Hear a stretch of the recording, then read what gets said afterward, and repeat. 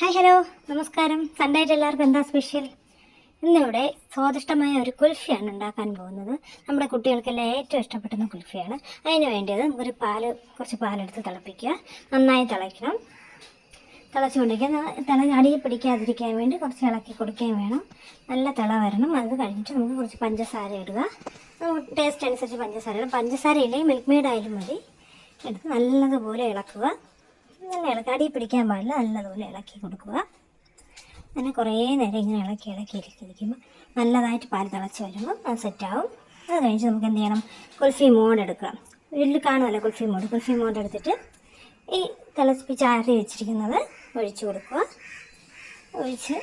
എല്ലാത്തിനും ഒഴിച്ചിട്ട് നമുക്ക് കുൽഫി മോഡിൽ അടച്ചു കൊടുക്കാം.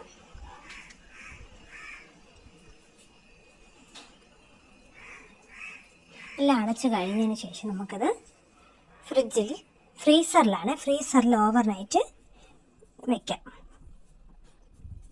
എല്ലാവർക്കും അറിയാമായിരിക്കുമല്ലോ, കുട്ടികൾക്ക് ഏറ്റവും ഇഷ്ടമുള്ളതാണ് ഐസ്ക്രീം, കുൽഫി എന്നൊക്കെ. നമുക്ക് വീട്ടിൽ തന്നെ ഉണ്ടാക്കി കൊടുക്കുന്നതിൽ ഏറ്റവും നല്ലത്. അതാകുമ്പോൾ നാച്ചുറലായിരിക്കും. കുട്ടികൾക്ക് അത് ആരോഗ്യത്തിന് വലിയ പ്രശ്നങ്ങളുണ്ടാവില്ല.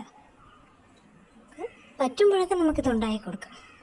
അങ്ങനെ ഓവർനൈറ്റ് വെച്ചിട്ട് നമ്മൾ ഫ്രീസറിൽ നിന്ന് എടുത്ത് കുറച്ച് നേരം വെള്ളത്തിൽ വെച്ച് അതിൻ്റെ തണുപ്പൊന്ന് മാറ്റിയിട്ട് നമുക്കത് സെർവ് ചെയ്യാം.